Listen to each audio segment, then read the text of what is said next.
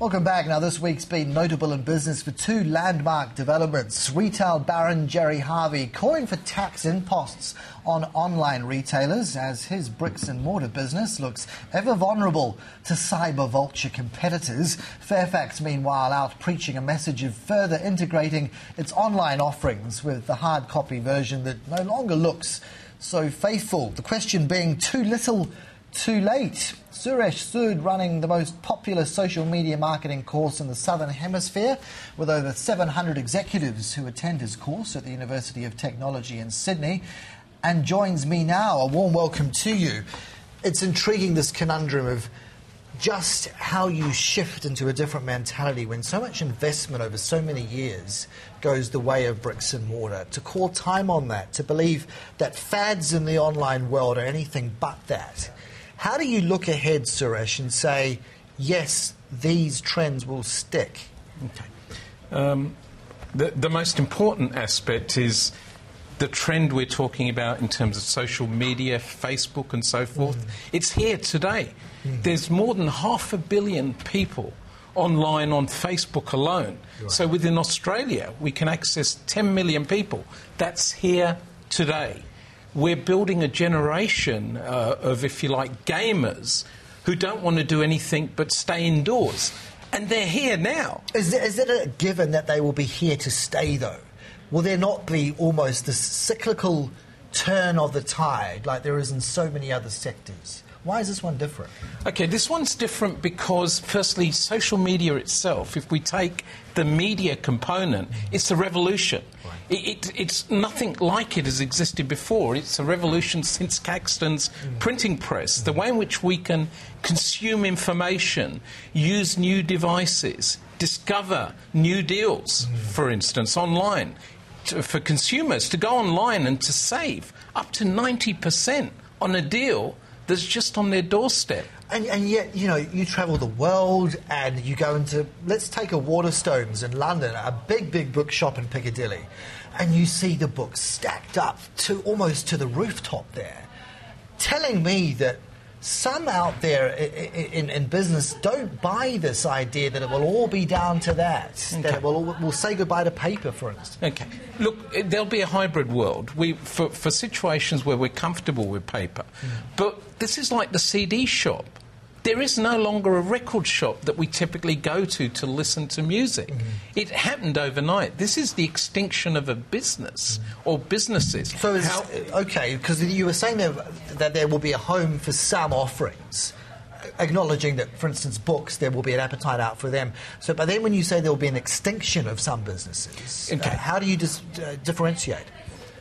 So it's about new businesses reinventing old, and old businesses not being able to cope. So I can see broadcasters such as Sky and others, who will pull through books, educational materials. Universities, for instance, are quite complacent in the online world, many of them.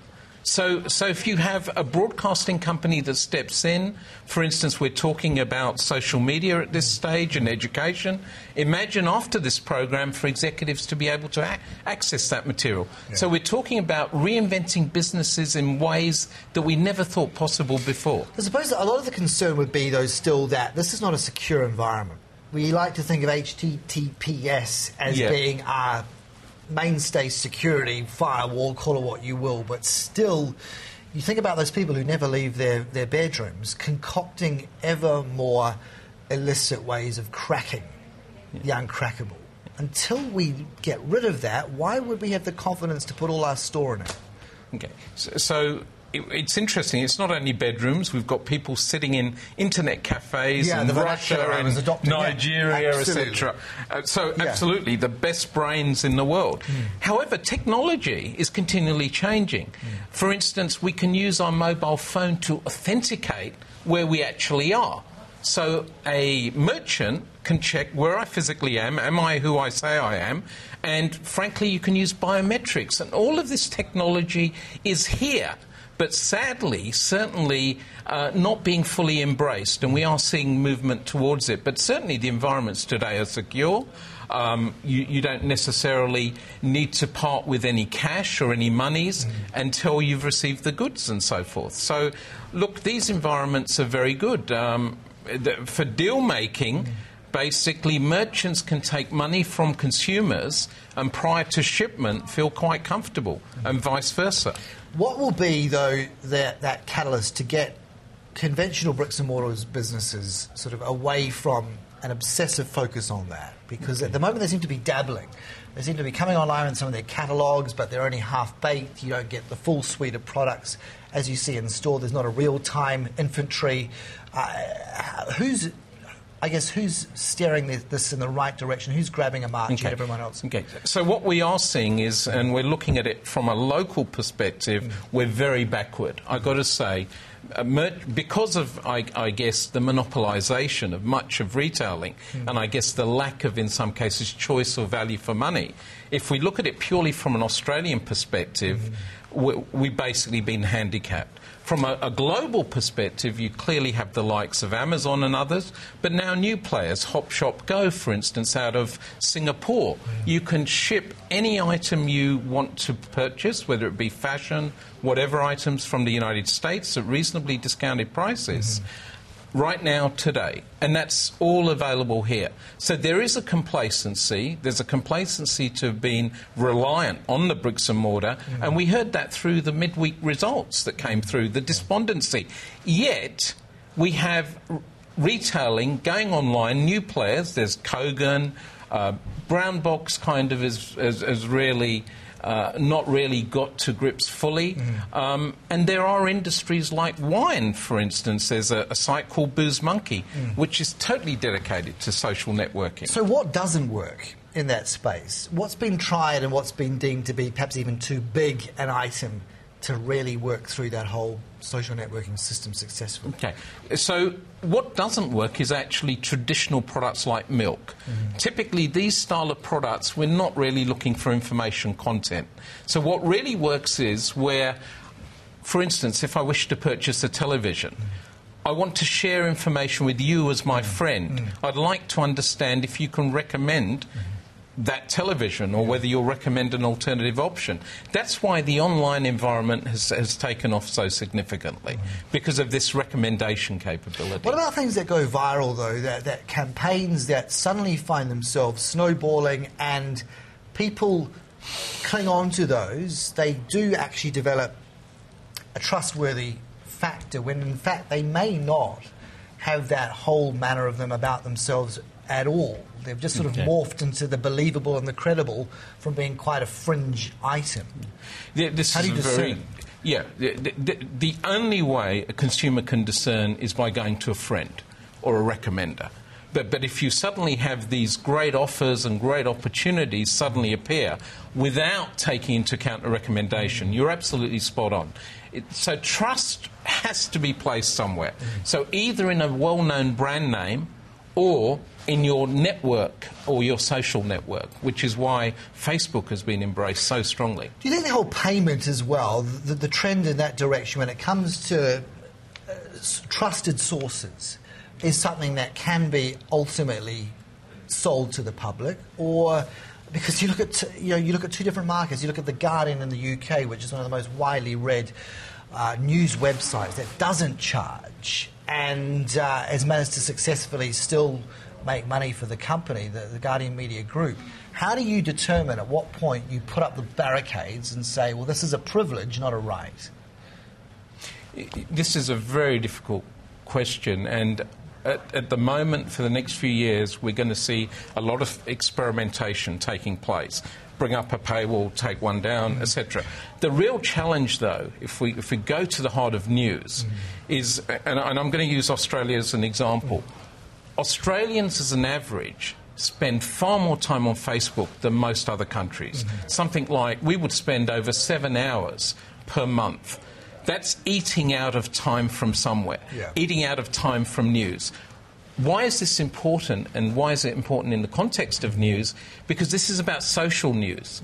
For instance, if I was born in London, I am interested in news from my friends, and so I devote time in that area. So setting aside serious news, business news, such as what we're talking about here, you do that through the vehicle of Facebook. Correct, absolutely.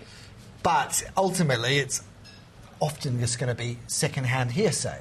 It's not necessarily going to have that ring of reliability, whether they're your friends or not to take anything away from that. It's a whole world away from going direct to the source. Yeah, absolutely. So there's two types of news we will have to distinguish between. So the ideal way in which news will emerge forwards will be a combination. It'll be a blending of what does the rest of the world, what are consumers, what are others reading about, what do they think? And we will actually have to merge that in with the traditional news. And whether there's going to be an 80% trusted, 20% sourced, we don't know. And this is where that experimentation certainly got to come in. And what happens if you have players like China who do put up the barricades, who do say there is not going to be open access? How do you really know what is going on inside that economy? It seems that you'll get a distorted view. Yeah, absolutely. And you've got 600 million people online that can get an instant view that may be actually factually incorrect. So there is no answer to that other than open and being open. A brief thought as well, just back on the paywalls as well. If you pay for an article only to open it and find you've got just one paragraph story, you're going to invite a bit of a backlash. What has to be at the heart of paying for content? Does it have to actually be value-add demonstrably to justify it?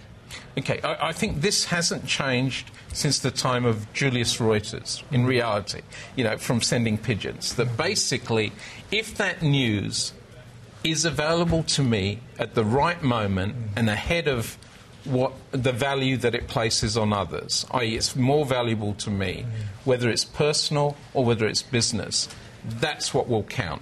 Getting the news to individuals in a timely fashion. What worries you the most about the potential for all this to go wrong? Actually, what worries me is actually the sabotage. I actually think there's a complacency amongst executives that are in self-denial. And we'll graft this on, as opposed to making this an integral part of business.